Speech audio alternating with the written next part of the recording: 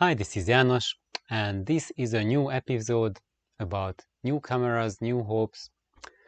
So when you search for a new camera, then there's always the new hope that you are going to step up with your photo skills, that you are going to take better photographs. And I have to disappoint all of you, disillusion all of you, that this is not happening.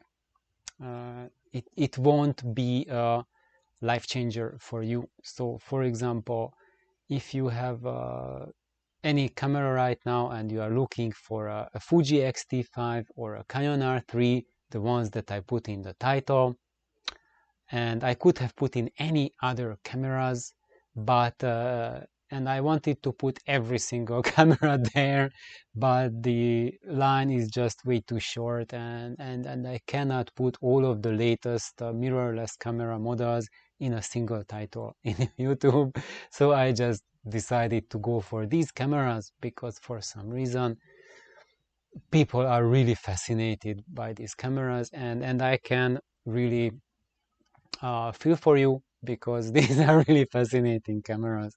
But let's say if you have a previous Fuji model, or you have a Canon which is like a smaller model than the R3, maybe an R5 or an R6 or maybe an R10, R50, or maybe you have an M50, then going for the R3 is going to give you some benefits, but it's not going to give you what you are looking for.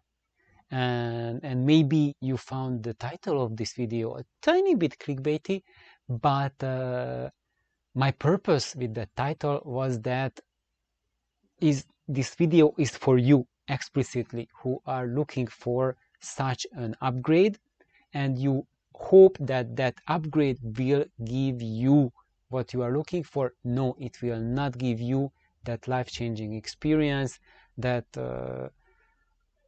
that right now you are taking some kind of photographs, and then when you get that new camera, whether the Fuji or the Canon, then your photography will explode. No, it will not. Only the state of your bank account will change. That will be the biggest change. And then right now I can almost guarantee that either of these cameras, if you choose them, you will be very happy with them. And at the moment, either of them will feel like a fantastic choice, a fantastic upgrade. And of course, the Canon will be, in lots of situations, a much more powerful, much better choice than the Fuji. And I'm thinking about low light situations, much better autofocus. It's really sturdy. It's impossible to destroy. It has just astounding lenses that you can choose from with amazing in-lens IBIS stabilization, image stabilization in the lens itself that adds to the camera in-body image stabilization. Plus you have an insane low light ability. Perhaps the R3 might be the best low light camera that is out there, and I'm not thinking about just insane and ludicrous ISOs like 400,000 ISO or 800,000 ISO, because those are just inflated values that don't give you anything. It's basically when you use any camera at 400,000 ISO, you are getting a security camera quality image, and it doesn't matter what's the price range you are looking at. You are looking at security cam footage, because at that level there's not enough light coming to the sensor to give you a photo that looks like a photograph, a quality photograph. These cameras are not magic workers. They take light, they capture light, but if there's no light, there's nothing to capture. Or if there's like such low light that you have in the middle of the night, then it's really, even in the best of the circumstances, will give you a security cam footage. And maybe the R3 will give you a little bit better security cam than a Sony like 7R even like the Mark V. But what I'm thinking when I'm saying low light ability is those ISOs, those values which are not broad daylight, so you are not out in the street taking photographs under sunshine, perfect lighting conditions, because when you have those, it really does not matter whether you have a crop sensor Fuji or a full frame Canon or a medium format Hasselblad or something like that, or even a cell phone with those tiny wiener crop, not crop sensors, but crop sensor, which is like don't even register in any camera scale. It's like the point of shoot cameras have sensors that are about the size or even bigger than the cell phone cameras, even in the newest models. I mean, newest camera models. But when the low light comes into account, is what I mean when you go into your room and or you go to a concert or somewhere where it's not broad daylight but less light, and when that happens, then every camera drastically drops their dynamic range, drops the color handling, and there the only thing that will save you is the sensor size. So if you are looking for that, looking for indoor shooting, then it's the Canon, the R3 experience, because then you have a full frame sensor with a lowish number of pixels, so each pixel is a humongous big fat pixel, and in the case of the Fuji you have a crop sensor with large high pixel count, and each of them are getting very little light in comparison to the Canon. So that's why, even though it has a very good dynamic range, awesome colors in broad daylight, but when you go in your bedroom, maybe you want to take pictures of your cat or your dog, or you go to a concert, then suddenly you lose the dynamic range. And this is true for the Sonys as well, that were regarded as the ISO kings or low light kings, and that and even for Nikon as well, that those astonishing high dynamic ranges you see, they are only happening in broad daylight. And as you crank the ISO up, as the light decreases, then the dynamic ranges shrink. And people are saying that Canons have such poor dynamic range, and it's true that Nikons and other competitors have quite a bit better dynamic range at broad daylight than a Canon has. But once you start dropping the amount of light available, then Canon catches up, and when you drop even more, then you will find that the dynamic range of Canon doesn't shrink as much as Nikon does, or as Sony does, and you can even in those cases can have much better fidelity for your colors. And I think probably that's one of the secret sauce of Canon, that they develop their sensors to have a better dynamic range at low light, so to experience, to translate light when there's like a lowish amount of lights, then they still retain better color, better dynamic range, and it just looks less grainy, doesn't fall apart as much as other camera brands. But why I am talking about this, I get hijacked from my own video, because I really wanted to talk about something completely different, and now it's been, how long it's been, 10 minutes. I've been talking for 10 minutes, talking stories, really, because I thought that I just give this title for this video and then I just go smack right in the middle. But fair play to all of us, and if you clicked on this video because of the title, then I hope you really got some information for the title. And what I can tell for you is that what I've seen of the Fuji, what people report, is that it has amazing colors, really fantastic color science that Fuji brings to their cameras. And the same is true for Canon. The color science is the best regarded as really natural, especially for the skin tones. So if you are shooting portraits, then Canon is fantastic. I think Fuji, it has really amazing green colors. The Fuji greens are just so fabulous, so fantastic. And I would recommend the Fuji if you are shooting in broad daylight, a lot of nature photos, street photos, it's fantastic. But if your preference, your primary target that you want to take photos of is people, then it's the Canon. And it's not just the R3 or the XT5. You can pick any other model within these two camera brands. All of them will be really fantastic.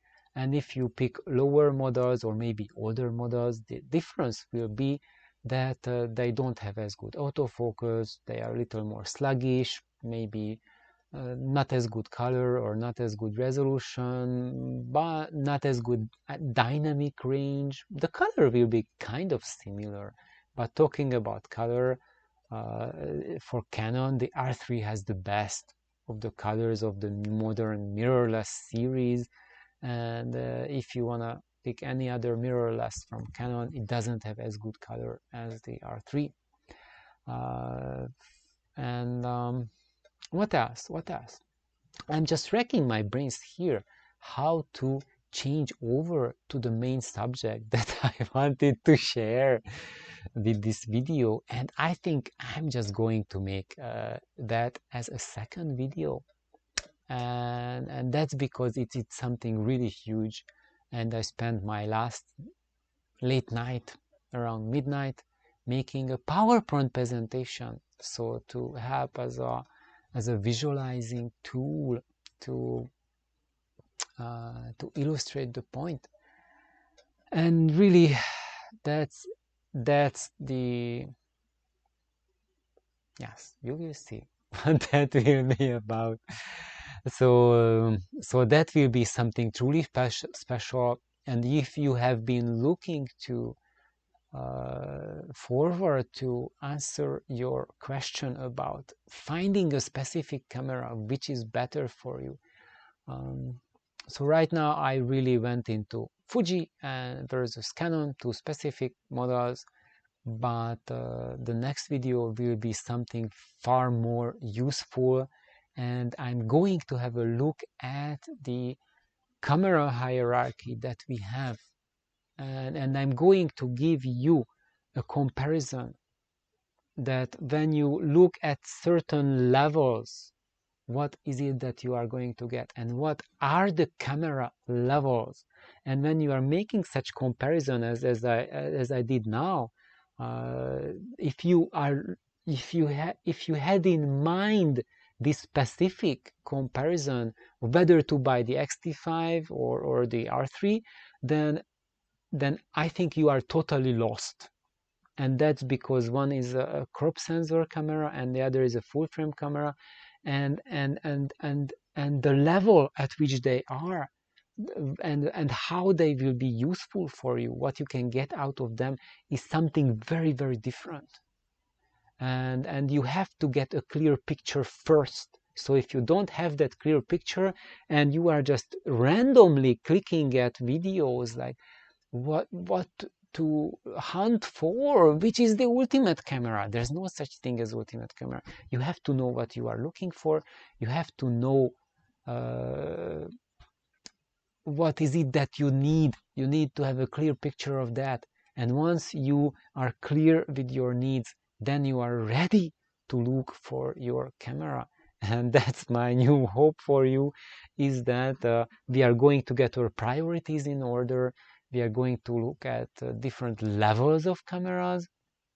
And what do I mean by different levels? Because this is something that I just came up by myself about the camera levels, about the camera pyramid, and however, it's not based on fiction. It's based on the camera sensors, and we are going to find that out, and to give you a reference point, I'm going to make that a really special presentation, because it's going to contrast the camera pyramid to the loudspeaker pyramid. That when you are looking for your perfect loudspeaker, what are the levels there? and when you are looking at speakers from different levels, like you are, whether your problem is that you want to choose between an ELAC or an audio note A and E, then you are in the same quagmire as when you are looking for that Fuji XT5 versus an R3. So I think right now, for a lot of you who are not into audio, those names probably didn't mean anything. And for those of you who are into audio, these camera names didn't mean anything. And next episode, next part, we are going to clarify all of that. So thank you for chugging along in this impromptu, unexpected video. And we'll see you in the next episode, and until then, the force will be really strong with you, and just drink a strong tea or coffee or gin, whichever your favorite is. Please like, and if you like the video, if you didn't, then don't like it. I don't mind. And if you haven't subscribed, please subscribe, and we'll have just fantastic adventures in this channel. And I promise that I will be spending a lot of time about photography and how you can take better pictures, how you can improve as a photographer, and only part of it is hunting for a camera. But this is how almost everyone finds these YouTube videos, that they are hunting for a camera, and then they figure out that there's more to it. That the real deal is beyond the camera hunt. And when you look back in retrospect, your best finds were the ones that when you learned advice on how to improve as a photographer, and those worth so much more than just new camera tips.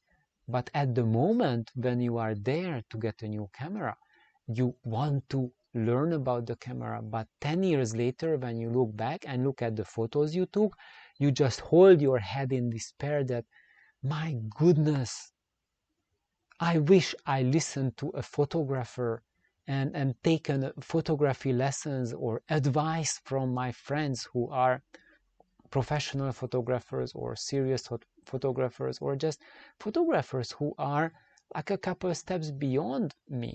And how do you know that? Just look at the photos they take. And if you think that, oh my goodness, there's something in those photos that's missing from mine, then it's almost guaranteed that what is there is not because they have a better camera with higher resolution or better dynamic range, but it's because they know how to capture light. They know how to paint with light. They know how to capture the moment. And what a good camera can do is give you a more confident experience, so you will be more happy to grab your camera and take it out to shoot photographs and capture moments. Because a bad camera or a weak camera, it is something that exists only in your mind. And the bad camera is the one that you don't take with you to take photographs. That's the only bad camera. All of those that is in your hand and you can take the moment, that's a good camera. Always a good camera. And just have an amazing day. And if you want to support me, you can support me through Buy Me a Coffee. I have the Buy Me a Coffee page, or that is common with my other YouTube channel, the Real World Audio.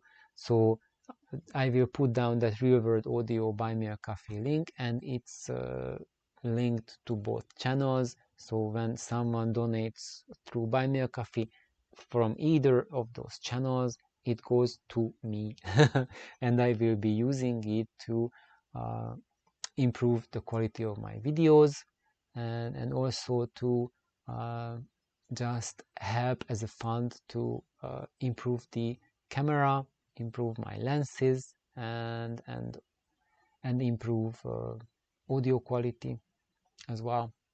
And even if your support is tiny, I really appreciate it, especially because I am not taking any company offers or any kind of the sponsorships or any kind of things that would bias what I'm saying, what would limit me or steer me to choose certain things because I have supporters behind me and I gravitate towards there. So I'm not doing any of that. That's why it's really crucial that if you have the means to help a little bit, then that will be fantastic. And if you donate, then thank you so much, and soon I will reveal that what is it that I'm currently looking for. It is a camera lens, and it will be something truly fantastic in it, but it's not something that it's like truly expensive, that's like out of everyone's price range. It is not a cheap one. It is a pretty solid one, but it's something that I've been looking as a really fantastic lens. It's kind of like a bucket list lens, but not at a bucket list price. And why I want to buy it is to try it out, that whether the online recommendations, reviews, and the recommendation of my professional photographer friends, them recommending this lens. So and me, when I look at Flickr, look at the photos taken by that lens, all of these four sources point towards that being my dream lens, and that's what I have my eyes set up on.